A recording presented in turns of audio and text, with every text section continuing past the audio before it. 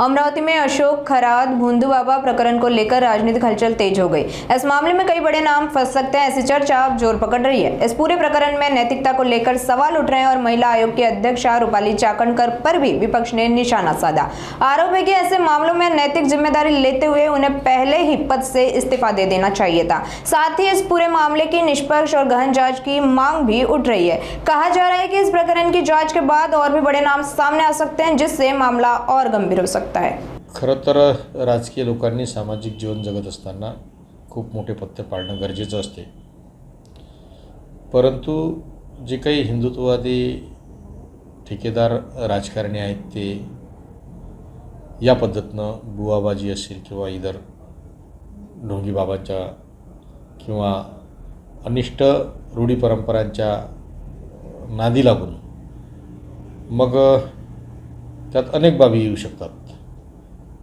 त्यामुळे ही फसगत होत असते आणि ती फसगत जाणीवपूर्वक असेल, स्वतःहून असेल की कळत न कळत असेल, ती रूपालीताई चाकणकर यांनी केलेली आहे। आणि रूपालीताई चाकणकरांनी नैतिकतेच्या आधारावर राजीनामा यापूर्वीच द्यायला पाहिजे होते। आज जे सोशल मीडियात आपल्याला पाहायला मिळते ते निश्चितच त्यांचे राजकीय जीवनात आलेल्या ह्या घटना असू शकतात। म्हणून रूपालीताईंनी राजीनामा दिला ही अतिशय चांगली गोष्ट झाली। त्यांनी नैतिकता जागेवर ठेवली असं मी म्हणेन।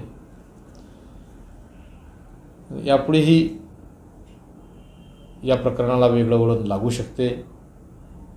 अनेक बळे मासे त्यामध्ये अडकू शकतात।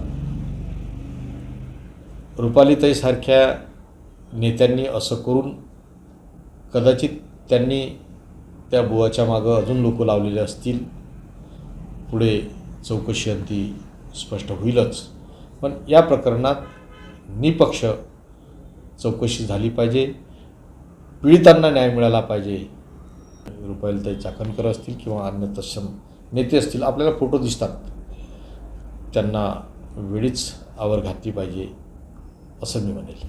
शक्यता नाकारता येत नाही, कारण हे जे भोंदू बाबा आहे या भोंदू बाबानं रूपालीताईच्या माध्यमातून असेल किंवा उपमुख्यमंत्री शिंदे साहेबांचा सुद्धा फोटो आहे, नंतर तुमचं विखे पाटलां साहेबांचा सुद्धा फोटो आहे।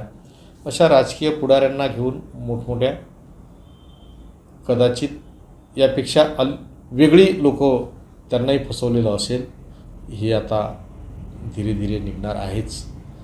पण पुन्हा मी सांगतो की याची चौकशी ही निपक्षपणानं झाली पाहिजे आणि सखोल झाली पाहिजे, की जेणेकरून पीडितांनासुद्धा न्याय मिळेल आणि खरं खोटं अजून पुन्हा कोण त्याच्यात अडकलेलं आहे हे सुद्धा बाहेर येईल।